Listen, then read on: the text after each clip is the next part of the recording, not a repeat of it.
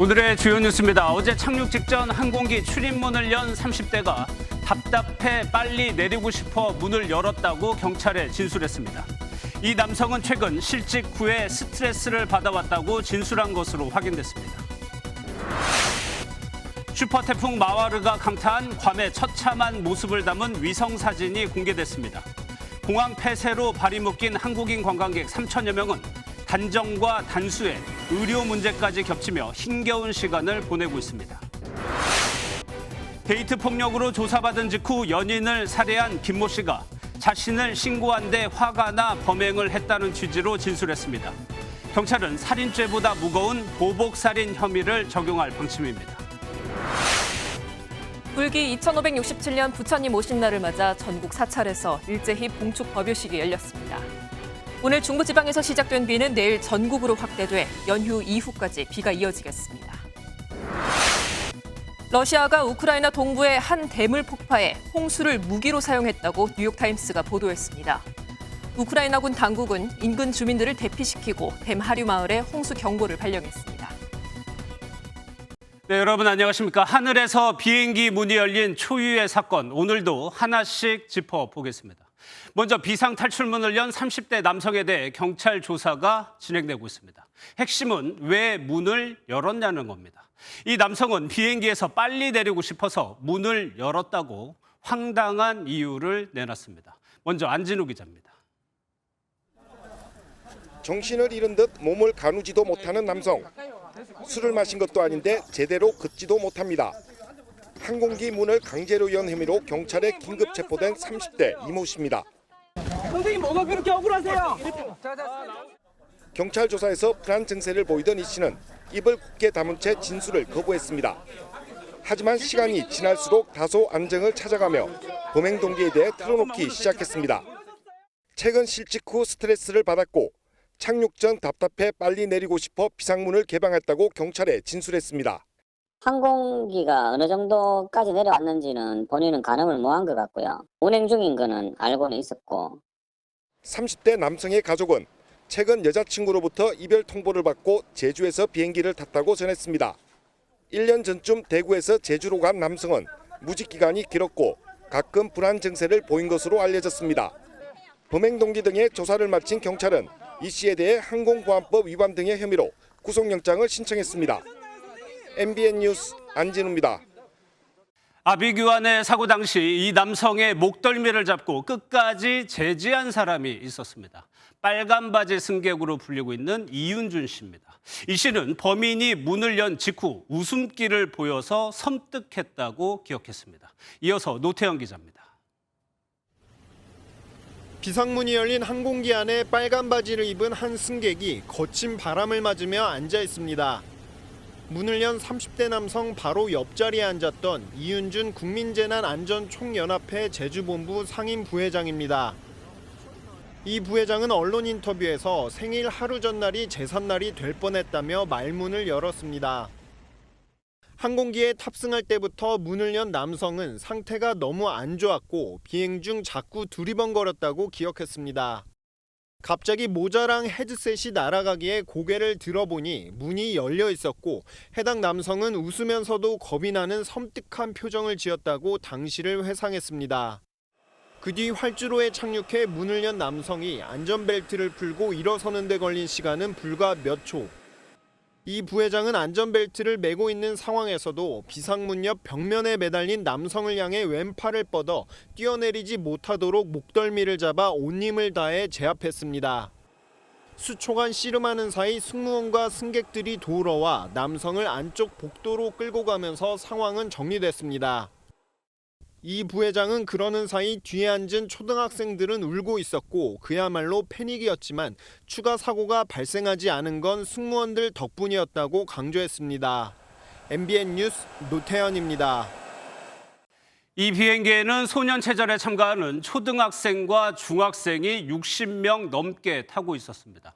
어른도 감당하기 힘든 사고를 겪은 학생들이 걱정입니다. 오늘 경기가 있었는데 다행히 큰 증상 없이 모두 대회에 출전했다고 합니다. 이 내용은 김경기 기자가 보도합니다.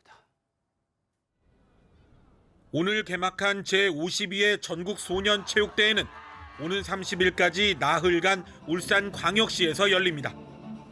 사고 여객기에는 이 대회에 참가하기 위해 제주에서 출발한 선수단 65명이 타고 있었습니다. 육상 선수단 45명과 유도 선수단 20명인데 선수는 제주 지역 초중학생 48명입니다. 이 중 열린 비상문에 가까이 앉았던 육상 선수 8명과 지도자 1명이 두통과 과호흡, 불안 증세를 호소해 병원 치료를 받았습니다. 다행히 병원 이송 2시간 만에 퇴원해 울산 숙소로 이동했고 체육회 측은 심리 상담을 거친 뒤 전원 출전을 결정했습니다. 학생들 상태에 큰 이상이 없었고 참가하겠다는 의지가 강해 학부모들 동의하에 선수들을 경기에 내보냈다고 밝혔습니다. 다만 만약에 대비해 경기장에 응급 구조대를 대기시키고 상황을 주시했습니다. 잘 숙소로 돌아갔고 연맹하고 같이 이제 회의를 거쳐가지고 이제 정상 출전을 하기로 해서. 유도 선수단은 열린 문과 떨어진 기내 앞쪽 좌석에 탑승해 이상 증상을 보인 학생은 없었습니다. 과호흡 등의 증세를 보여 병원으로 이송된 다른 승객들도 안정을 되찾고 모두 퇴원한 것으로 알려졌습니다. MBN 뉴스 김경입니다. 비상문이 열렸을 때 비행기는 상공 200m 지점에 있었습니다. 엄청난 바람이 비행기 안으로 밀려 들어왔지만 큰 인명피해는 없었죠. 해외에서는 이보다 훨씬 높은 7,300m 상공에서도 생존한 사례가 있었습니다. 어떤 이유인지 강용호 기자의 보도 보시고 뉴스 추적으로 이어가겠습니다. 1988년 하와이 힐로 국제공항을 출발해 호놀룰루 국제공항으로 향하던 알로하 항공 243편. 약 7,300m 상공에서 비행기 지붕이 피로 파괴로 날아가는 아찔한 상황이 벌어집니다. 당시 비행기엔 승객과 승무원 등 95명이 타고 있었는데 음료 서비스를 제공 중이던 승무원 1명을 제외하고 모두 생존했습니다. 바로 안전벨트 덕분이었습니다. 이번 아시아나항공기 개문 사고 당시에도 승객들은 모두 안전벨트를 매고 있었고 객실 밖으로 빨려 나가는 2차 사고는 발생하지 않았습니다. 고도가 높아질수록 기압 차이로 비상문을 열기는 어렵지만 결함이나 폭발 등 다른 요인에 의해 동체가 파괴될 경우에 대비해 안전벨트를 계속 매고 있는 것이 좋다고 전문가들은 조언합니다. 고도가 높은 경우라 했을 경우에 위험이 더 커진다 하더라도 안전벨트를 맨다고 했을 때는 그 위험을 현저하게 줄일 수 있기 때문에. 이와 함께 기내에서 승무원이 특별사법경찰의 역할을 수행하는 만큼 안전관리 지시에 반드시 따라야 한다고 지적합니다. MBN 뉴스 강영호입니다. 경제부 김동완 기자와 더 이야기 나눠보도록 하겠습니다. 어서 오십시오. 예, 비행기가 일정 고도 이하로 내려오면은 비상구 문을 아무나 열 수 있는 건 줄 알았는데 그렇지 않다면서요? 그렇습니다. 국내에서 운항되는 항공기는 대부분 보잉 또는 에어버스에서 제작한 항공기인데요. 보잉 항공기는 운항 중에는 비상구가 열릴 수 없도록 잠금 장치가 걸려 있다고 합니다. 즉, 비행기가 착륙해서 멈춰야 이 잠금 장치가 풀리고 안에서 수동으로 열 수 있기 때문에 어제 사고처럼 착륙 과정에서는 열리지 않는다는 겁니다. 그리고 에어버스에서 만든 항공기도 대부분 그런 잠금 장치, 자동 잠금 장치가 돼 있는데 어제 사고 났던 그 A321 등 극히 일부 기종만 잠금 장치가 안 돼 있다고 합니다. 예, 그러면 사고가 난 비행기 기종 같은 경우 비상구 잠금 장치가 없다면은 관리에 문제가 있는 거 아닌가요? 그렇습니다. 문제의 A321 200 기종은 최대 195명이 탑승할 수 있는 중소형기입니다. 대형 항공기는 비상구석이라고 해도 비상구와 조금 떨어져 있어서 안전띠를 풀고 좌석에서 일어나야 그 거리에 닿을 수가 있는데 이 항공기, 특히 문제의 그 승객이 앉았던 이 자리는 앉은 상태에서도 비상구를 열 수 있을 만큼 아주 가까웠습니다. 때문에 반대편에 앉아있던 승무원이 손을 쓸 수 없는 그런 상태였던 거죠. 예, 그럼 이 기종이 계속 운항이 된다면 이런 사고 언제든 일어날 수 있다는 얘기인데 대책이 필요한 거 아닙니까? 네, 맞습니다. 그래서 아시아나항공 측도 급한 대로 방침을 내놨는데요. 문제의 이 좌석처럼 앉은 상태에서 비상구를 조작할 수 있는 이런 자리는 만석이 아닌 이상 판매하지 않기로 했습니다. 안전 예방 차원에서 해당 좌석을 만석이 아닌 경우 최대한 공석 유지토록 조치했습니다. 통제가 어려운 만큼 자리를 비워두겠다는 건데요. 문제는 만석일 경우에는 승객의 요청 시에 판매할 수밖에 없다는 겁니다. 요즘 항공 수요가 늘면서 만석이 되는 경우가 상당히 많잖아요. 실제로 어제의 사고 항공편도 사실상 한 자리만 빈 만석이었기 때문에 이런 조치로는 근본적으로 사고를 막을 수 없다는 얘기입니다. 즉 좌석을 아예 없애버리든지 아니면 구조를 바꾸든지 하는 그런 근본적인 조치가 필요해 보입니다. 예. 이 비상구석은 찾는 분들이 꽤 있었는데 그러면 앞으로는 앉기 어려워지는 건가요? 사실 이번 사고가 나기 전까지 그 비상구 좌석은 최고 명당 자리로 꼽혔죠. 앞뒤 간격이 넓어서 특히 체구가 큰 남성들에게 인기였는데 실제로 다른 좌석보다 더 비싸게 판매되고 있습니다. 그런데 이런 편의성보다는 사실 비상시에 승무원을 도와야 하는 그런 임무로 더 중요한 자리이기 때문에 항공사 측에서 가격을 흥정하기보다는 승객 배정에 더 신경 써야 한다는 그런 그렇죠. 지적입니다. 예. 인명피해는 없었지만 범행 자체가 너무 위험했습니다. 이 붙잡힌 30대 남성 어떤 처벌 받습니까? 네, 물론 정확한 조사와 수사 결과가 나와봐야 알겠지만 일단 항공보안법 제23조를 보면 승객은 항공기 내에서 출입문이나 탈출구, 기기 조작을 해서는 안 되고 이를 위반하면 항공보안법 제46조에 따라 10년 이하의 징역에 처하게 됩니다. 근데 물론 이건 어떤 형사적인 처벌일 뿐이고요. 경우에 따라서는 막대한 손해배상을 해야 할 수도 있습니다. 해당 항공기에 대해서 일단 급한 대로 파손된 부분을 수리해서 서울 정비고로 가져와야 되고 그런 뒤에 또 정밀 안전진단과 원상복구를 해야 하기 때문에 상당한 비용이 발생할 수 있거든요.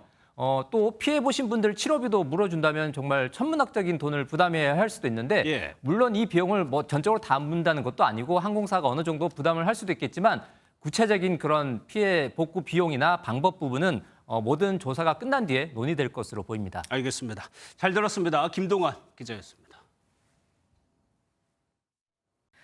지금부터는 태풍 마와로로 고립된 괌 소식 전해드리겠습니다. 현재 괌의 모습이 담긴 위성 사진이 공개됐습니다.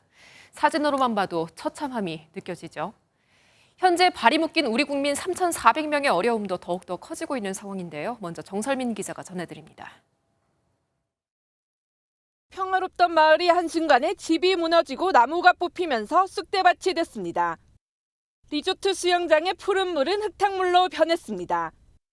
미 항공우주국 나사의 레이더 시설도 파손됐습니다. 위성 사진에 담긴 괌의 처참한 모습입니다. 태풍은 지나갔지만 발이 묶인 한국인 관광객 3,400여 명은 큰 어려움을 겪고 있습니다. 여전히 전기와 물이 끊긴 곳이 많고 생필품 구하기도 하늘의 별따기입니다. 지금 괌 전체가 전기가 거의 안 되는 상황이니까 카드가 안 되거든요. 여행 일정만큼만 달러를 가져오신 분들이니까 다들 달러가 지금 부족하잖아요. 일부 호텔은 숙박 연장을 해주지 않아 로비나 연회실에서 사실상 노숙을 하는 경우도 있습니다. 고혈압이나 당뇨 등 지병으로 먹는 약이 떨어지는가 하면 아픈 아이들도 생겨나고 있습니다. 어제부터 열이 40도까지 계속 나서 계속 먹이고 있다 보니까 저희도 지금 가져온 거 한 3분의 1밖에 안 남아있거든요. 외교부는 한인 교회나 민박 등 대체 숙소를 찾는 등 긴급 지원에 나서고 있습니다. MBN 뉴스 정설민입니다. 네, 30일부터 공항 운영이 재개될 가능성이 나오고 있습니다만 항공기가 순차적으로 투입된다고 볼 때 우리 국민 3,400명의 모두 귀국까지는 시일이 더 걸릴 전망입니다. 국방부는 군 수송기 투입은 검토하고 있지 않다고 선을 그었습니다. 권영범 기자입니다. 외교부는 괌 공항 당국이 오는 30일을 목표로 활주로 복구에 나섰다고 밝혔습니다. 애초 다음 달 1일에야 공항 운영을 재개할 수 있을 것으로 예상됐지만 이보다 빨리 정상화될 가능성이 커진 겁니다. 하지만 현지에 발이 묶인 한국인 관광객 3,400여 명이 곧바로 귀국하긴 어려워 보입니다. 정확한 공항 운영 재개 시점이 확정되지 않았고 순차적으로 항공기가 들어가기 때문에 모두 출국하려면 수일이 걸릴 전망입니다. 일각에선 고립된 관광객들의 조기 귀국을 위해 군 수송기를 보내야 한다는 주장도 나옵니다. 하지만 군 수송기는 작전 지역이나 테러 지역에 투입되는 것이 원칙이기 때문에 이번 관광객 귀국에 투입되는 건 쉽지 않아 보입니다. 국방부 관계자는 현재 괌 공항이 폐쇄돼 군 수송기도 들어갈 수가 없다며 검토하고 있지 않다고 말했습니다. 지친 한국인 관광객들은 배를 타고 가까운 사이판으로 이동해 비행기를 타는 방안도 고려하고 있는 것으로 전해졌습니다. MBN 뉴스 권용범입니다. 서울 금천구에서 연인을 살해한 남성에 대해 경찰이 보복살인 혐의를 적용해 구속영장을 신청했습니다. 이 남성은 범행 현장을 지나던 행인에게 여자친구가 임신부라 빨리 병원에 가야 한다고 둘러대면서 의심을 피했습니다. 또 범행 전 자신을 조사한 경찰에게는 집에 가고 있다고 거짓말을 했습니다. 이상엽 기자의 보도 보시고 뉴스 추적에서 더 살펴보겠습니다. 금천 전 연인 살해 사건의 피의자 김모 씨. 김 씨는 어제 오전 전 애인이 데이트 폭행으로 신고하자 흉기를 준비해 전 애인의 차량 근처에서 기다렸습니다. 경찰 조사를 마친 전 연인이 다가오자 김 씨는 흉기로 찌른 뒤 자신의 차량에 태우고 도주했다. 어제 오후 3시쯤 경찰에 붙잡혔습니다. 김 씨는 경찰 조사에서 범행을 하기 전 피해자와 화해하려고 인근 PC방에서 만났지만 다툼이 벌어져 폭행했다고 진술했습니다. 피해자의 신고로 경찰 조사를 받은 두 사람은 팔을 잡아 끌기만 했다며 처벌을 원하지 않는다라고 진술한 걸로 전해졌습니다. 범행 직후 김 씨는 흉기에 찔린 피해자를 본 행인에게 여자친구가 임신했다며 병원에 급히 가야 하니 119 신고는 괜찮다라고 말해 신고를 피했습니다.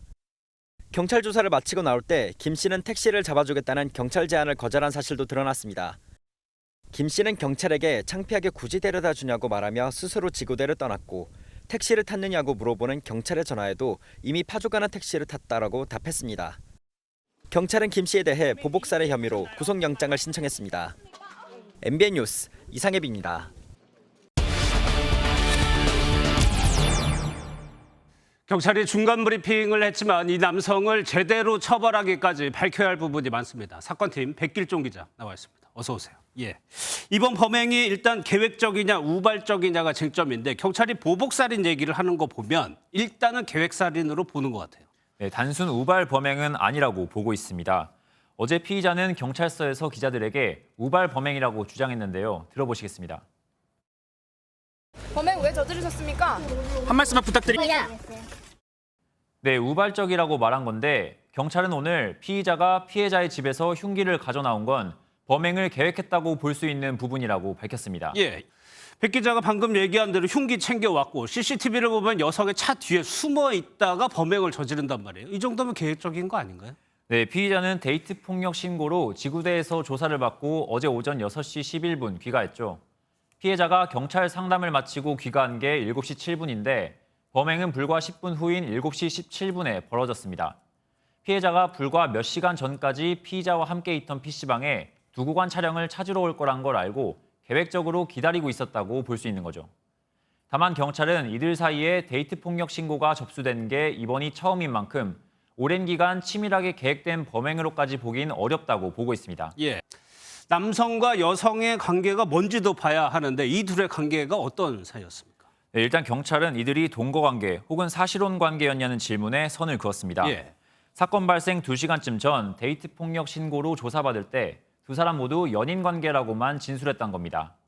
서로의 집에 자주 들르긴 하지만 동거관계나 사실혼 관계라고 확대 해석하는 건 아직 무리라는 게 경찰의 설명입니다. 예. 경찰이 이렇게 사실혼 관계가 아니라고 강조하는 것 같은데 사실 사실혼 여부에 따라서 달라지는 게 있죠. 네, 그렇습니다. 일반 데이트 폭력의 경우와 달리 가정 폭력이나 스토킹의 경우 접근 금지 조치를 내릴 수 있습니다. 이번 사건이 공분을 사는 가장 큰 이유는 역시 불과 1시간 전에 데이트 폭력 관련 조사가 이뤄졌음에도 범행을 막지 못했다는 점이죠. 하지만 경찰은 신고를 받고 출동해 현장에서 진술을 청취했을 때 피해자가 폭력이 경미했고 처벌 의사가 없다고 말했다고 설명했습니다. 예. 그러니까 사실혼 관계였다면 접근 금지 명령 조치를 취할 수 있는 여지가 있었다. 이렇게 볼 수 있다는 거죠. 그러면 네, 데이트 폭력의 경우 경찰의 대응 매뉴얼은 어떻게 됩니까? 네, 먼저 피해자와 상담을 거쳐 위험성 판단 체크리스트를 작성합니다. 매우 높음부터 낮음까지 4가지 위험도에 따라 피해자에게 여러 가지를 권고하는데요.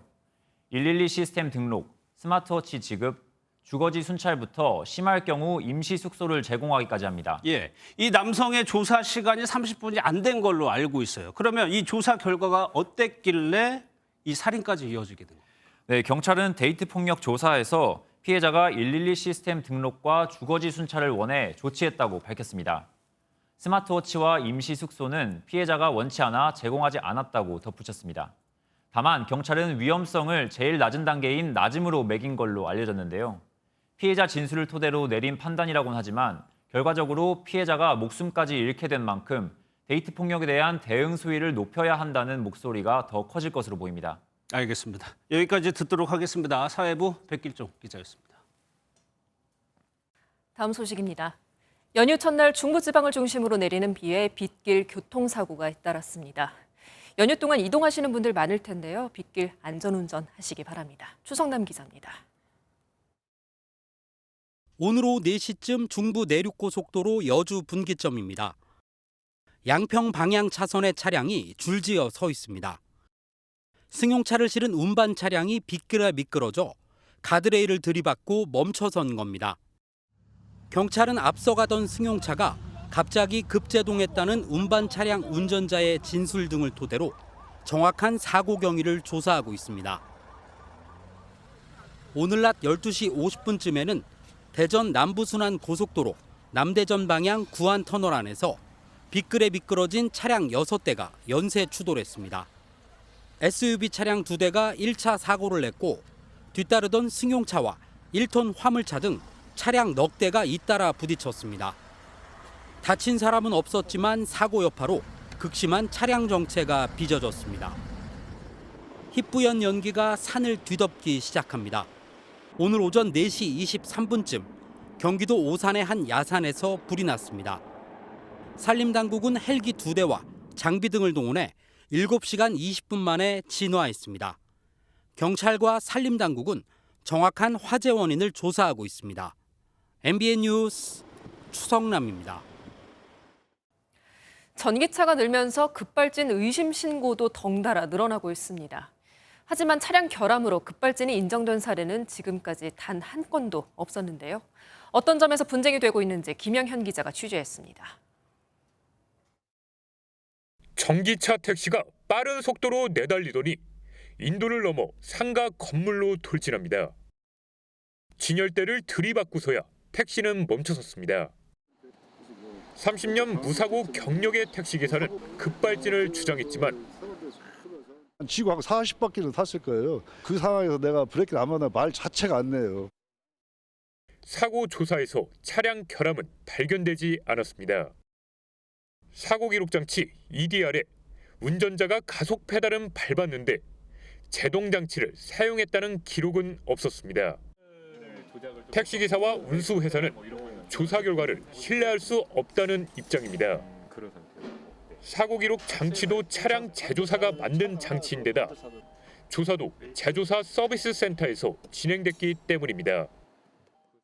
기술적인 부분이나 데이터를 자동차 서비스로 가서 거기에서 이제 직원들하고 제조사 관계자는 사고 기록 장치를 보면 당시 상황이 나오기 때문에 결과에 문제가 없다고 말합니다. 그거를 보고 판단하는 거죠. 거기에 기록이 있는지 없는지. 전문가들은 급발진 원인을 사고 기록 장치와 연결된 전자 제어 장치, ECU 소프트웨어 오류 가능성을 꼽습니다. 여러 센서 값을 받는 ECU 오류로 급가속이 발생하면 운전자가 브레이크를 밟아도 사고 기록 장치에는 가속 페달을 밟은 것으로 기록될 가능성이 있다는 겁니다. 그러니까 EDR 장치에 기록되는 시그널 자체가 ECU를 통해서 오기 때문에 ECU가 고장났으면 그 신호도 못 믿겠다라는 게 논란의 중심이거든요. 전기차 특성상 모터 하나가 구동과 제동 일부를 담당하기 때문에 원하지 않는 출력이 발생할 수 있어 급발진 가능성은 더 커집니다. 하지만 차량 결함을 인정받으려면 현행법상 운전자가 소송을 통해 사고 원인을 밝혀야 하는데 현실은 녹록지 않습니다. 하루 쉬면은 그 시간 때문에 생활고에 시달리는 형편에 처해 있는 사람한테 그걸 사고 증명을 하라느니. 지난 6년간 국내에서 발생한 전기차 급발진 의심 사고는 모두 20건. 하지만 차량 결함에 의한 급발진으로 인정받은 사례는 단 한 건도 없습니다. 미국처럼 차량 결함에 대한 입증을 제조사가 증명하도록 하는 개정안이 발의돼 있지만 국회 문턱을 넘지 못하고 있습니다. 만약 차량 제조사가 결함이 없다는 점을 입증하지 못하면 사고 운전자에게 배상하도록 하는 겁니다. 올해까지 국내에 등록된 전기차는 43만여 대. 전기차 운전자들은 갈수록 급발진 의심 사고를 둘러싼 논쟁이 커질 것이라며 하루빨리 제도 개선이 필요하다고 입을 모읍니다. MBN 뉴스 김영현입니다. 부처님 오신 날을 맞아 전국 사찰에서 봉축 법요식이 열렸습니다. 연휴인 첫날부터 비가 오고 있는데요. 내일은 전국으로 확대되고 연휴 내내 비가 온다는 예보입니다. 김민수 기자입니다.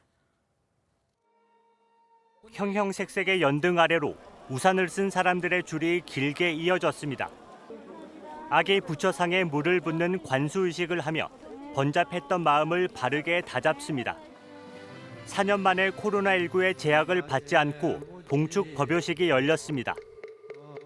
부처님을 만나 뵙게 돼서 반갑고요. 모든 국민들 편안하게 잘 살 수 있게끔 보살펴달라고 그런 말씀을 드렸고요. 좀 행복한 결혼 생활 할 수 있게 하고 또 우리 가족이랑 우리 와이프 가족도 항상 건강할 수 있게 기도드리고 나왔습니다. 서울 등 중부지방에 내리고 있는 비는 내일부터 전국으로 확대됩니다. 기상청은 전국에 30에서 80mm, 충청 이남 지방에는 최고 100mm 이상의 호우가 쏟아지겠다고 밝혔습니다.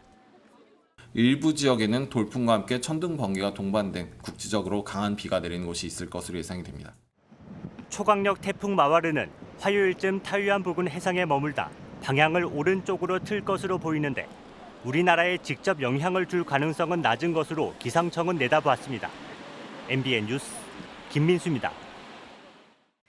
지금도 비가 옵니다만 연휴를 맞아서 국내외로 여행 가는 분들 정말 많았습니다. 다음 주 연차만 잘 활용하면 현충일까지 11일 동안 쉴 수 있기 때문에 유럽이나 또 미국으로 멀리 가는 분들도 볼 수 있었는데요. 오늘 공항 분위기를 배준우 기자가 살펴봤습니다. 이른 아침부터 출국 수속을 받기 위한 줄이 길게 늘어섰습니다. 상당수는 대체 공휴일까지 사흘 연휴를 맞아 가까운 일본과 동남아로 떠나는 여행객들입니다. 해외여행 되게 오랜만에 갔는데 일단 대만 또 처음 가고 그래서 되게 먹거리나 이런 것들 되게 기대되고 또 입국할 때 이제 코로나 증명 이런 거 필요가 없다 보니까 그래서 되게 편하게 갈 수 있어요. 현충일까지 징검다리 연휴를 이용해 유럽과 미국 등 장거리 여행에 나서기도 합니다. 두 번의 주말과 대체 공휴일인 월요일, 다음 주 화요일 현충일까지 징검다리로 이용하면 5일만 휴가를 내도 11일 동안 쉴 수 있습니다. 로스앤젤레스와 샌프란시스코로 여행 다녀올 예정입니다. 귀국해서 피로가 있을 것을 고려를 해서 6월 5일까지 휴가를 쓰고 비 예보에도 제주도와 부산 등 국내 여행을 가는 여행객들로 김포공항도 하루 종일 붐볐습니다. 비가 오더라도 저희는 호캉스도 생각을 하고 있기 때문에 괜찮습니다. 이번 사흘 연휴 동안 43만여 명이 인천공항을 찾을 것으로 추산됩니다. 여행객이 몰리는 데다 한태평양 도서국 정상회의로 내일부터 보안 검색이 강화되는 만큼 탑승 수속이 지연될 수 있어 평소보다 일찍 공항에 도착하는 것이 좋습니다. MBN 뉴스 배준우입니다. 코로나가 바꾼 세상 두 번째 순서입니다. 그동안 취소되거나 축소됐던 지역 축제들이 서서히 기지개를 켜고 있습니다. 이런 축제가 지역 경제 활성화로 이어진다면 더할 나위 없이 좋겠죠. 관건은 무엇인지 정치훈 기자가 취재했습니다. 지난 4월 문을 연 순천만 국제정원 박람회. 정원을 주제로 한 행사답게 곳곳에 꽃과 나무가 어우러져 이국적인 풍경을 자아냅니다. 10년 전 첫 박람회가 성공한 이후 두 번째 박람회도 흥행으로 이어질지는 미지수였습니다. 그러나 불과 40일 만에 300만 명이 다녀가며 예상을 뛰어넘는 흥행 대박을 이어가고 있습니다. 대형 행사가 아닌 지역 소규모 축제도 마찬가지. 마치 기다렸다는 듯 엔데믹을 맞은 시민들이 옹기종기 모여 이색 공연을 관람합니다. 마스크 안 끼고 이렇게 좋은 공기를 마시면서 이렇게 그늘에 앉아서 편히 또 쉴 수 있는 공간도 있고 해서 너무 좋았어요. 지자체들은 최근 몇 년간 열지 못했던 축제를 앞다퉈 열거나 준비하고 있습니다. 올봄 지역에서 열린 크고 작은 축제는 232개, 연말까지 1000건 넘게 열립니다. 2020년 코로나19 확산 당시 지역 축제 968건 가운데 무려 790건이 취소되거나 연기, 재검토된 것에 비하면 올해는 정상화된 모습입니다. 축제가 끝난 뒤 지역 활성화와 연결하는 고민도 이어집니다. 이렇다 할 관광지가 부족했던 전남 장성군은 황룡강을 테마로 한 관광 상품을 구성하고 있습니다. 올해 봄 축제는 끝났지만 이 공원 시설을 정비하고 일부 편의시설도 그대로 두어 사시사철 관광객들이 찾을 수 있도록 했습니다. 오셔서 아무래도 구경도 하시고 또 이쪽 장성읍에 나가서 음식도 맛있게 먹으시고 그러니까 그거 좀 잘 된 것 같아요. 전문가들은 여러 지역 축제가 동시다발로 열리면 관광객이 들어 지역 경제에도 도움이 되지만 교통과 숙박 등 주변 시설과 콘텐츠가 부족하면 역효과가 나타날 수 있다고 지적합니다. 인프라에도 투자하고 관광 개발 사업들도 좀 더 하고 복합적으로 투자가 되긴 해야 하고요. 지역 축제와 같은 지역의 콘텐츠를 계속해서 개발하는 것 역시 아주 중요한 요소라고. 외국인 관광객 유치는 지자체만의 노력으로는 한계가 있기 때문에 최근 홍콩 사례와 같은 국가적 차원의 정책과 지원이 절실하다고 입을 모읍니다. MBN 뉴스 정춘입니다. 러시아의 우크라이나 공격이 계속되는 가운데 이번에는 댐에 미사일 공격을 가했습니다. 댐이 폭파되면서 인근 마을은 이렇게 보시다시피 홍수로 침수 피해가 났습니다. 이젠 홍수까지 전쟁 전술로 활용하면서 민간인 피해가 계속해서 늘고 있습니다. 송주영 기자입니다.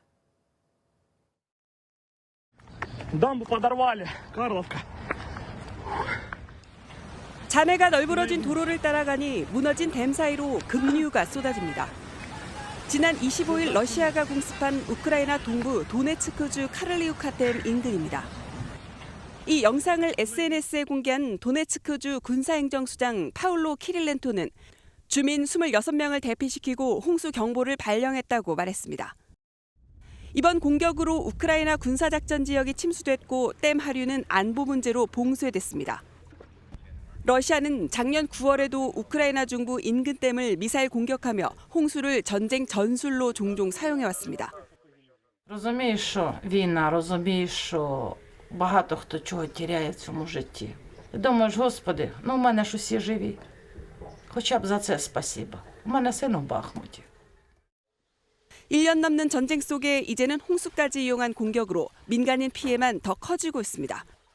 MBN 뉴스 송주영입니다. 중국의 자동차 산업 성장세가 무섭습니다. 올해 1분기 자동차 수출량 전 세계 1위를 기록했는데 그 원동력이 어디에 있는지 윤석정 특파원이 알아봤습니다. 총 자산 12조 원 규모의 중국 최대 상용차 생산회사 둥펑 트럭은 차세대 친환경 자동차 생산에 박차를 가하고 있습니다. 新能源，比如说我们在天然气的发动机，就是低碳嘛，低碳，然后这个清洁能源的应用。 자동차 산업은 중국 대륙의 중심이자 교통의 요지 후베이성의 기간 산업입니다. 중국 2위 자동차 기업 둥펑을 비롯해 완성차 기업 20여 개와 부품회사 1,600여 개가 있습니다. 2021년 기준 연간 자동차 생산량은 210만 대로 중국 31개 지방정부 가운데 네 번째입니다. 특히 산학 협력을 기반으로 한 풍부한 전문 인력은 후베이성만의 강점입니다. 1972년에 설립된 후베이 자동차 공업대학은 중국에서 유일한 자동차 전문 공립 고등교육기관입니다. 최근엔 신에너지 자동차 생태계 구축에 집중하고 있습니다. 지난해 25만 대 수준이던 신에너지 자동차 생산량을 2025년엔 100만 대까지 늘린다는 계획입니다.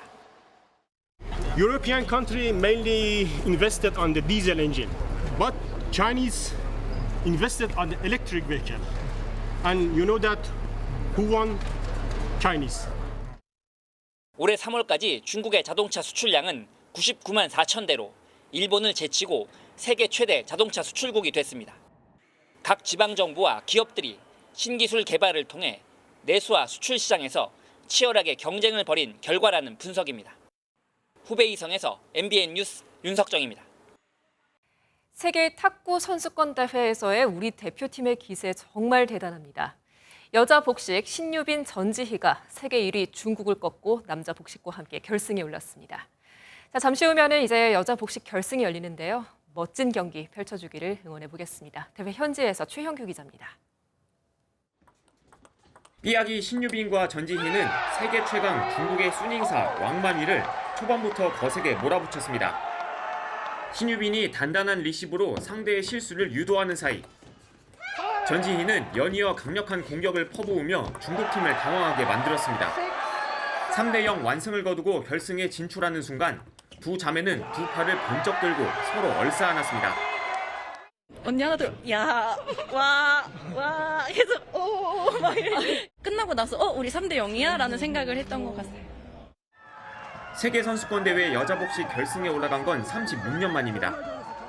이들 환상의 짝꿍은 1987년 양영자 현정화조의 영광을 재현하겠다는 각오입니다.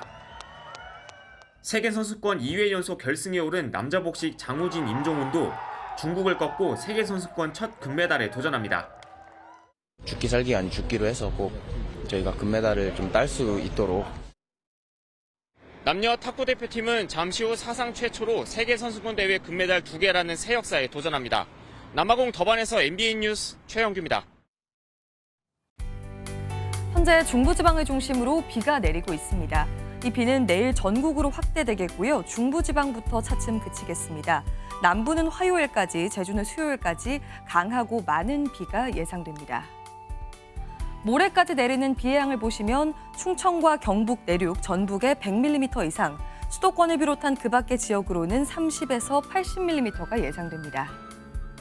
내일도 전국 하늘 잔뜩 흐리겠고요. 제주 해안으로는 높은 너울이 유입되겠습니다.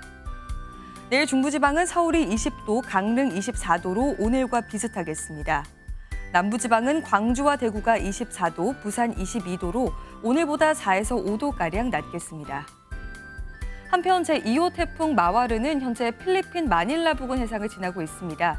이 태풍 상황이 유동적이긴 하지만 우리나라에 직접 영향을 주진 않을 것으로 보입니다. 날씨였습니다. 네, 오늘 영상 속으로는요, 비 내리기 전에 그 조개사 모습을 담아왔습니다. 오색 빛깔의 고운 연등빛 전해드리면서 뉴스센터 모두 마칩니다. 함께해 주신 여러분 고맙습니다.